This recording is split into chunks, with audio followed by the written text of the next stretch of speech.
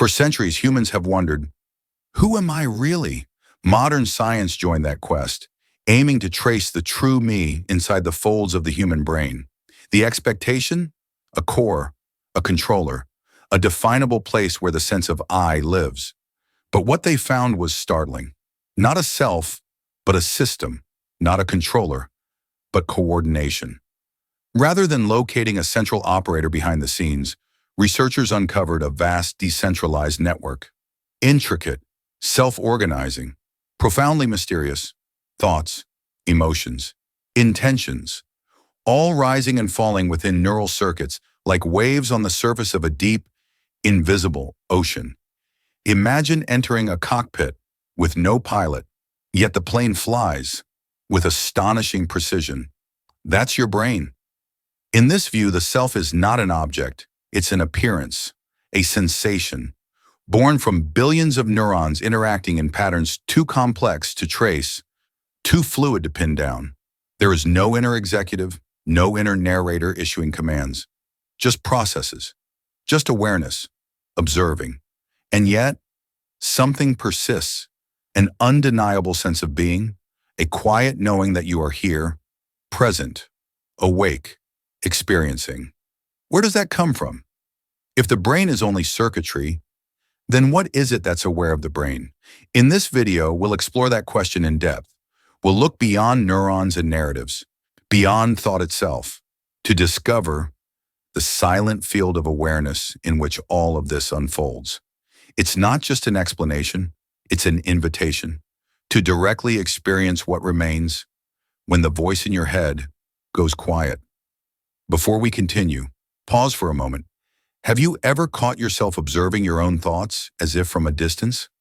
Leave a comment sharing what that moment felt like for you.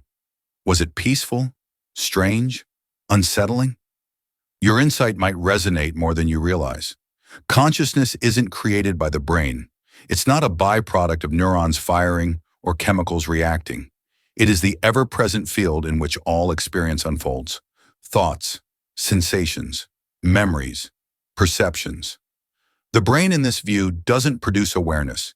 It simply tunes into it, like a radio picking up frequencies from a deeper source. This idea may sound radical, but to those who explore awareness directly, it feels self-evident. And yet, this is where many get caught, especially during meditation. Even experienced practitioners can confuse thinking about awareness with being awareness. They sit in silence, but their minds are busy narrating, am I doing this right? Is this stillness? Have I let go yet? This subtle voice, the internal narrator, inserts itself even into the most sincere attempts at presence. And mistaking this voice for awareness itself is perhaps the most common trap on the inner path. To truly understand awareness, we must first understand what it is not. It is not the voice in your head. No matter how calm, how wise, or how gentle that voice may seem, that voice is part of the mind. It functions in familiar patterns. And if we slow down enough, we can begin to see these patterns clearly. First, there's storytelling mode. This is the part of your mind that weaves life into a narrative, connecting unrelated events to give them personal meaning. A delayed message becomes rejection. A casual glance becomes judgment. This mode builds your identity, one storyline at a time. It's endlessly creative, but also endlessly deceptive. It wants coherence, not truth. And in doing so, it builds a self-image out of fragile assumptions. Next is judgment mode, the internal critic. It constantly compares you to others, evaluates your performance, and finds you lacking. You're not doing enough. You should have known better. It measures everything against invisible, shifting standards. And here's the trick. It doesn't only criticize. Sometimes it praises you. But praise and blame are two sides of the same coin. The mind, maintaining control through evaluation. You're still being managed, still being measured, still being shaped. Then there's cheerleader mode, the positive spin, the motivational voice. You're doing great. This will pass. Keep going. You've got this. This may sound helpful, and it often is, but it's still the same mechanism. The mind trying to improve your experience by talking about it, trying to fix, soothe, push, or reframe, always from the outside. What makes all of this so deceptive is how easily the narrator mimics awareness. It can imitate calm. It can echo spiritual language. It can even say, let go while secretly holding on to control. It whispers things like, be here now, observe the breath, stay centered. But it is still talking about being present instead of simply being present. True awareness doesn't use words, it doesn't comment, it doesn't analyze, it simply watches. It sees the storyteller, crafting meaning. It sees the critic, judging. It sees the cheerleader, trying to fix. And it does nothing. Not out of apathy, but because it already knows. None of it is ultimately real. None of it defines you. It passes like wind through an open window. This pure awareness is not distant. It's not blank. It is alive with presence, but absolutely silent. Not the silence of a machine that's powered down, but the silence of deep stillness, like the air in a concert hall just before the music begins. It is not affected by thought, emotion, or sensation. All of those come and go, but awareness remains, unshaken, undivided, uninterested in improvement. And this can feel unsettling at first. We are so used to managing experience, fixing it, narrating it. But awareness doesn't do any of that. It holds all things, joy, pain, confusion, clarity, without resistance. Like the sky accepts the weather. Your thoughts are clouds. Your emotions are clouds. Your memories, your hopes, your inner voice, all clouds. They shift, they move, they change, but the sky remains. Awareness is the sky. And once you begin to rest in that sky, not as an idea, but as a living experience, something quiet awakens. You realize, I am not the voice.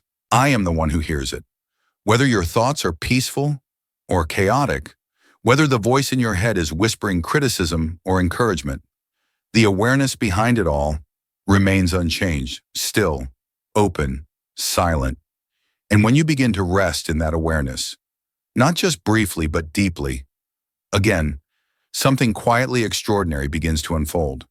You begin to notice a shift, subtle at first, then undeniable. A realization emerges, not from thinking, but from direct experience, that this presence, this awareness, doesn't feel like yours. It doesn't feel personal. It doesn't belong to your name, your story, or even your body. In fact, the longer you stay present as this silent witness, the more clearly you begin to sense this same awareness is not only in you, it's in everyone. Not similar, not connected like two computers on a network, but literally the same field of consciousness, perceiving through different lenses, different nervous systems, different lives, yet never divided. The awareness witnessing your thoughts right now is the exact same awareness watching your friend laugh.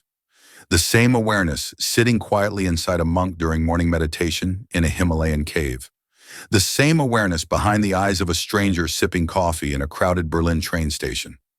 The same awareness watching clouds roll over a silent desert somewhere you've never been. What's different between you and them is not consciousness itself. It's the content flowing through it. Different emotions, different beliefs, different memories and stories. But the field in which all of that arises, identical, universal, undivided. And this isn't just a beautiful idea. It's not poetic mysticism. It's what people throughout history, across cultures and continents, have discovered in their quietest moments. They called it many names: the self, the Tao, the Atman, the one mind, the God within. But they were all pointing to the same thing: a consciousness that doesn't begin or end at the boundaries of your skin. It doesn't belong to you. It isn't produced by your brain. Your body and mind are simply expressions moving through it, like waves forming on the surface of a vast and borderless ocean. When this truth is seen, not just intellectually but felt, something profound shifts in how you relate to yourself and to others. You begin to see that the boundary between me and you was never fixed. It was a habit of perception, a mental shortcut, a useful illusion, but still an illusion. And suddenly, even the most mundane encounters become sacred. Looking into someone's eyes, you begin to sense, not imagine, not pretend, but know that the same awareness behind your gaze is looking back at you. It's as if consciousness is playing a game with itself, appearing as separate people, separate lives, separate struggles, while secretly remaining one. This is why mystics and sages across time have said things like, "There is only one. I am that. The self in me is the same in all beings," not out of metaphor, but from direct recognition. When you stop identifying with the mental narration, the inner history, the labels, the past and future, what remains is pure, silent, boundless knowing. And when you really rest there, you realize there was never more than one awareness, only different expressions of the same vast intelligence. Even right now, as you read these words, if you drop into that silence between thoughts, the gap between the words, you can sense it, not conceptually, but directly. The awareness reading these words is the same awareness that wrote them, not similar, the same. And that awareness is also what watched over every moment in human history. It was there before language, before thought, before the idea of you or me ever appeared. It's here now, in this very breath, and it's not going anywhere. Once this becomes more than a theory, your entire relationship with life begins to shift. You stop living from the narrow frame of personal identity. You begin to live from a wider truth, that all beings are simply reflections of the same light, shaped by different conditions, but illuminated by the same source. You may still have preferences, stories, opinions, but they no longer define you. They're just waves, rising and falling in the ocean of what you really are. And in that space, compassion becomes effortless, separation dissolves, and the mystery of life no longer feels like something out there. It feels like home.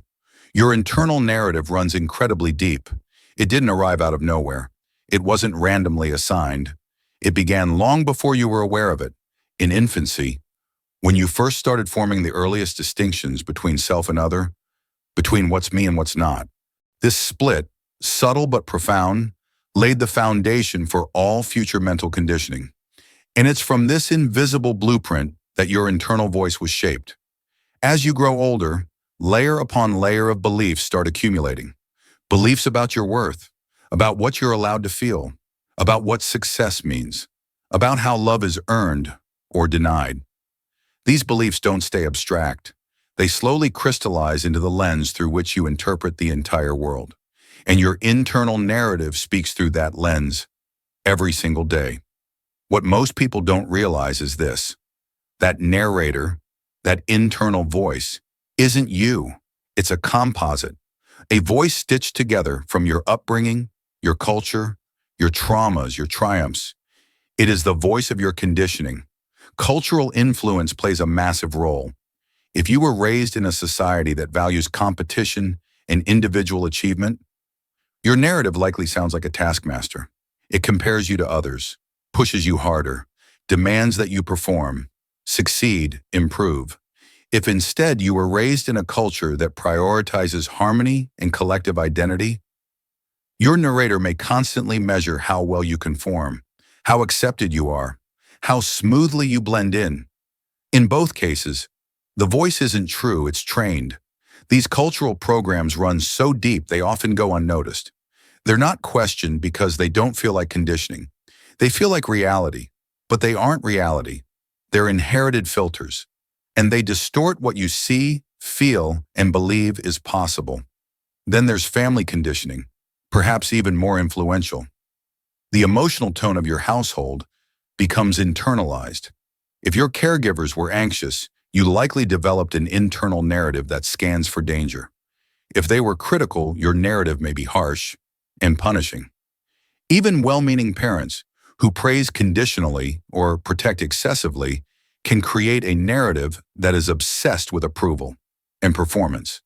And so, without realizing it, your mind becomes a mirror, reflecting back the emotional habits of those who raised you.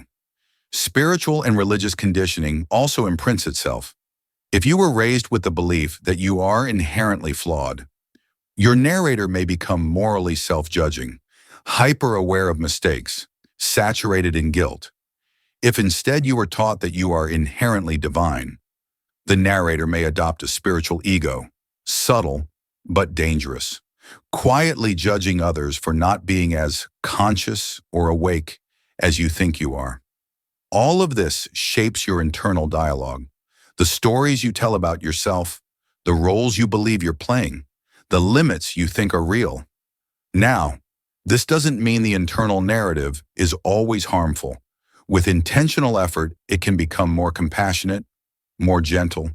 Practices like gratitude journaling, loving kindness meditation, positive affirmations, these can soften its tone. They can teach your internal voice new language, encouragement instead of critique, curiosity instead of shame. But here's the crucial insight. Even a kind internal narrator is still a narrator. Even a wise-sounding mind is still the mind. And no matter how refined or evolved it becomes, it remains a product of conditioning, a voice attempting to manage life by narrating it. If you truly want to access pure awareness, you must look elsewhere entirely, not within the voice, but beneath it, not in the commentary, but in the stillness that hears the commentary, not in your story, but in the open space in which the story appears. Pure awareness exists in a dimension completely untouched by your past. It's not interested in your reputation. It doesn't care whether you've succeeded or failed. It's not shaped by memory or moved by anxiety. It is only here, right now, and it has always been. This is why the present moment is so sacred. It's not just a spiritual idea. It's the only place where reality is actually happening.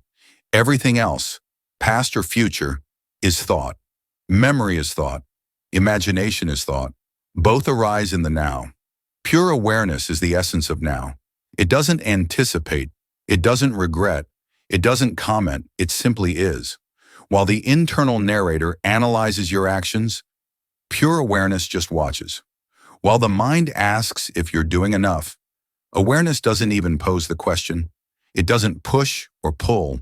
It doesn't try to improve, and yet, it is the source of all intelligence, all insight, all creativity, all peace. In this moment, all of your life, past and future, is contained. Every choice you've ever made, every person you've ever loved or lost, every possibility that could unfold, it's all here, held silently in awareness. This is what the Bhagavad Gita refers to when it describes you as the eternal witness. This is what teachers like Eckhart Tolle mean when they say, you are not your thoughts. You are the space in which thought appears. But the conditioned mind doesn't like this. It resists. Because if you are not your thoughts, your history, your personality, then what are you? This question threatens the foundation of the self-image the mind has spent decades building. So resistance arises, sometimes subtle, sometimes intense. It will distract you. It will create profound spiritual insights that seem meaningful, but actually keep you trapped in mental activity. It will build an identity around awakening itself. A new story, more refined, but still a story. And yet, none of that needs to be fought. You don't have to battle the conditioned mind. You don't need to silence the narrator. You don't even need to fix anything. You simply need to see it, recognize it, and rest as the awareness that watches it all, untouched, unchanging, free. And yet, as presence deepens and the noise of mental commentary begins to fade, many encounter something unexpected, a subtle discomfort, a resistance that arises not from the world, but from within.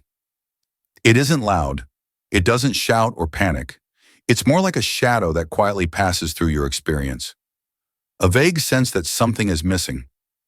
A fear that if you continue this inward turning, this settling into pure awareness, you may arrive at nothing. This is the fear of mental emptiness. You see, we've been conditioned to equate activity with meaning, to believe that a mind constantly engaged is a sign of intelligence, of aliveness, of value. Silence, on the other hand, is often misinterpreted, not as clarity, but as a void, and the void to the untrained mind feels threatening. When thoughts begin to fall away, the mind senses its loss of control. It no longer drives the story, it no longer frames the narrative, and so it begins to whisper, if I stop thinking, do I still exist? If there's no problem to solve, what do I do with myself? If there's only stillness, am I disappearing? But this fear arises not because there's truly nothing there. It arises because you are encountering space without content. And your identity has been built almost entirely out of content. Thoughts, emotions, memories, opinions. They form the scaffolding of who you believed yourself to be. And now, in the quiet of awareness, that scaffolding isn't needed. So naturally, the conditioned mind recoils. It tries to reassert itself by generating new thoughts, by creating mental distractions, by telling you, this stillness is dangerous, lifeless, even boring. It will say anything to pull you back into the familiar territory of form, sensation, and narrative. But here's the deeper truth. Mental emptiness is not absence. It is openness. It is the spaciousness where wisdom emerges. It is the inner sky, vast, bright, untouched, that makes room for genuine insight. And in that space, what you discover isn't a void, it's freedom. Freedom from being defined by every thought. Freedom from compulsively analyzing your every move. Freedom from the heavy burden of needing to become something other than what you already are. This space, which first feels like emptiness, reveals itself as presence in its purest form.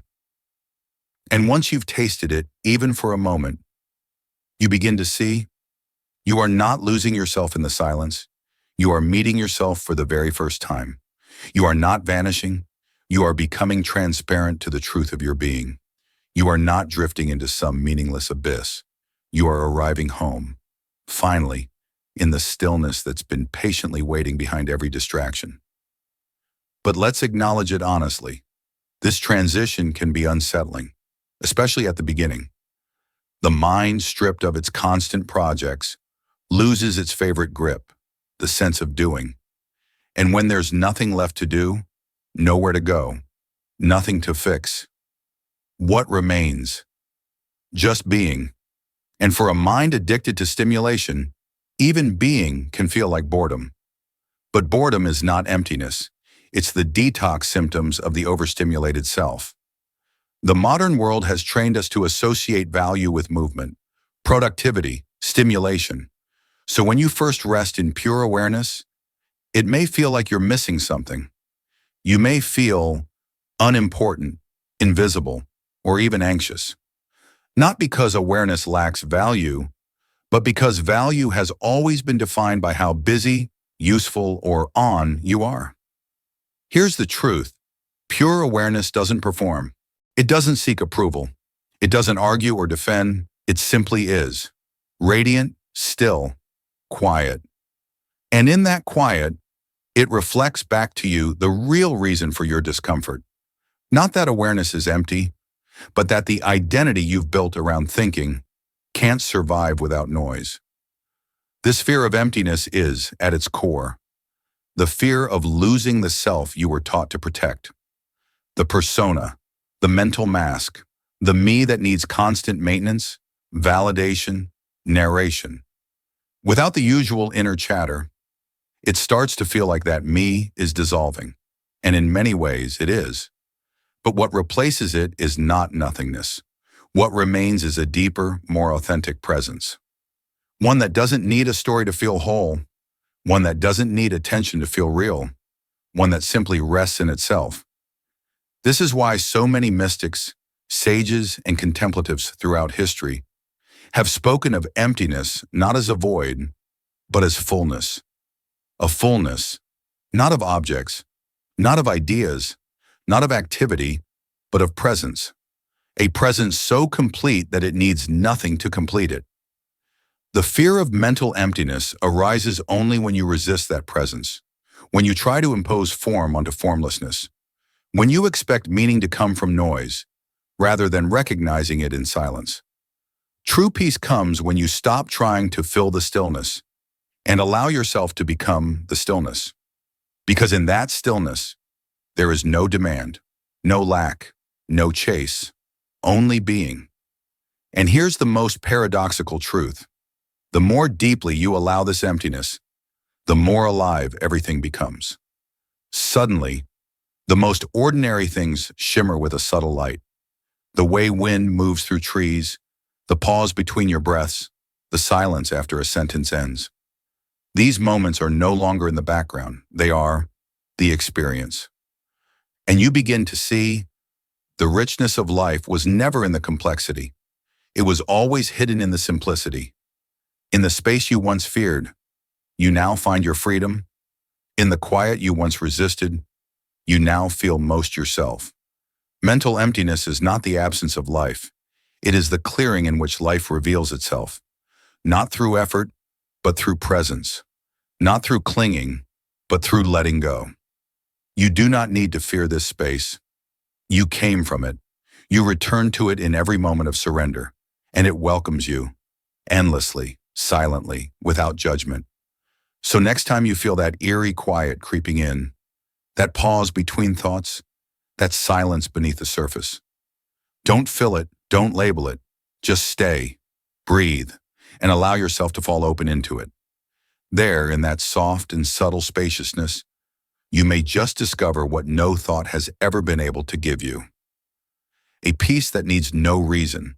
What's particularly fascinating is that this shift from having to being doesn't add anything to you. It doesn't grant you new qualities, new ideas, or new powers. Instead, it removes everything that's false. It strips away what you're not.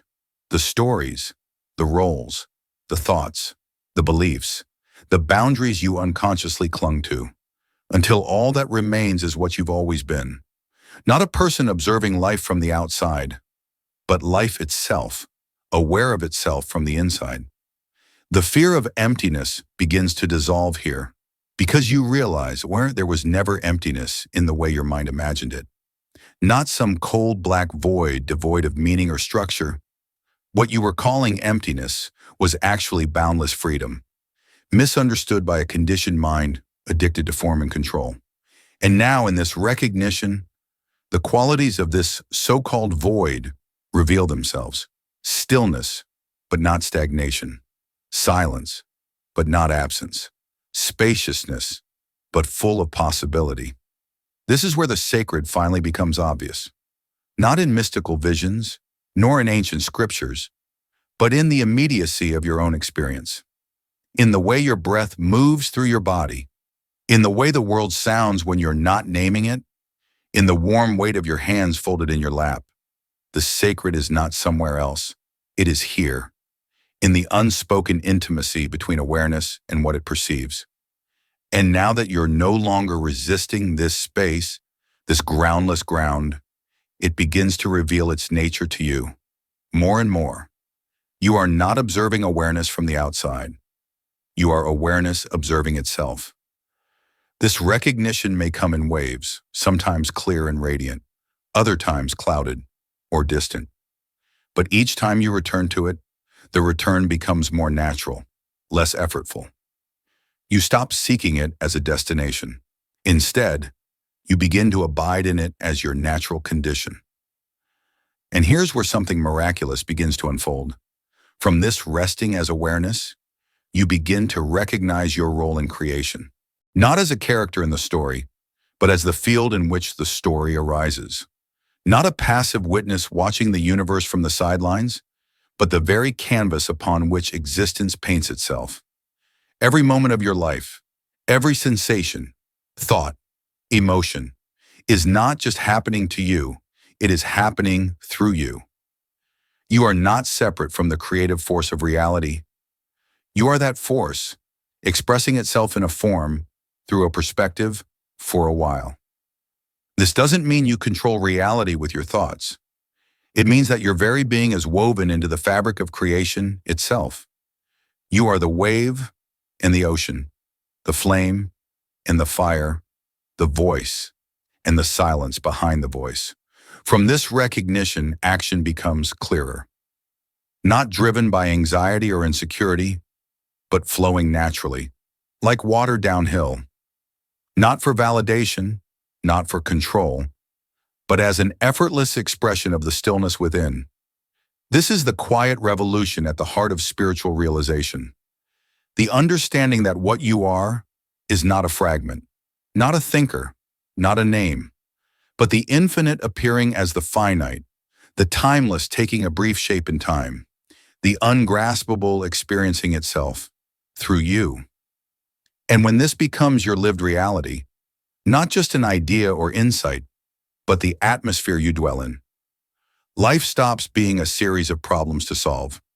It becomes a mystery to be lived, fully, consciously, lovingly. So let yourself fall into that space. Let the walls collapse. Let the story go quiet. You are not the character. You are not the thoughts. You are not the voice that explains everything. You are the field in which all of it arises, and into which, silently and peacefully, it all returns. This recognition that you are both the witness and the witnessed gives rise to a paradox, so subtle, so profound, that mystics across cultures and centuries have circled around it, with poetry, silence, and metaphor. You are the one watching, and at the very same time, you are what is being watched. This isn't wordplay. It's not abstract philosophy. It's a living, breathing, direct experience that reveals itself only when the mind becomes quiet enough to stop dividing the world. In ordinary perception, we feel split. Here is the subject, me observing. There is the object, that being observed. But this division is learned, not real. It's a habit of thought, not a truth of being. When you begin to rest in pure awareness, free of labels, free of filters, that imagined boundary dissolves. And what you discover is not an empty space, but a field. A single, unified, luminous field in which everything arises. Thoughts, sensations, forms, people, and from which nothing is truly separate. The observer and the observed are not two. They are the same field of consciousness, folding in on itself, looking at itself, experiencing itself, through the appearance of division. This is the end of inner conflict, because there is no longer an internal voice resisting the moment, no self-image to protect, no story to uphold. There is just what is, whole, complete, self-luminous. You don't become this field. You realize you've always been this field, not a fragment within it, not a passenger passing through it, but the very space in which it all unfolds. The idea of separation between self and other, subject and object, thought and thinker, collapses. And what rushes in to fill the space where that illusion once stood is something wordless, but unmistakably real. Unity. And in unity, there is no need for defense, no identity to guard, no future to control. You don't need to become anything, because there's nothing missing. You don't need to fix anything, because nothing is broken. You don't need to reach enlightenment, because what you are is already light. The search ends, not with a destination, but with a return to what you never left, but only forgot. Yes, the journey was long. Yes, the seeking was sincere. Yes, the practices mattered. But now you see, it wasn't about becoming, it was about remembering. You are the one who was seeking, and you are what was being sought. This is the cosmic joke and the sacred truth. The observer has always been the observed, The looker has always been the seen. The knower has always been the known. And once you realize this, not in your head, but in the marrow of your being, your entire relationship with life changes. It softens. It relaxes. You no longer grip experience so tightly. You let it flow through you because you are the flow. This realization doesn't mean you stop acting or speaking or choosing. It means that your actions now arise from presence, not from the frantic need to complete some imagined version of yourself. You move through life not as someone trying to become, but as being itself, expressing, shifting, dancing through form. This union of observer and observed also reveals something startling. Awareness doesn't just perceive reality, it shapes it. Not in the way fantasy teaches, where you wish and things change, but in the subtle, intimate way that your attention, your presence, your conscious witnessing changes the nature of what's being witnessed. This is what quantum physicists have called the observer effect. That at the most fundamental level, particles do not exist in fixed states until they are observed. It's not that consciousness is passively watching a pre-written script. It is co-writing it, moment by moment. So, what you bring your awareness to begins to shift. What you accept without resistance begins to transform. Not because you force it, but because you meet it with the one thing that has the power to truly heal. Undivided presence. You are not a separate subject trapped in a body, looking out at a world of otherness. You are the open field in which subject and object, self and other, inner and outer, all arise and fall, like waves on a single sea. And the more you rest in that knowing, the more clearly you see. You've never been apart from anything. You've always been the whole thing, watching itself from infinite angles.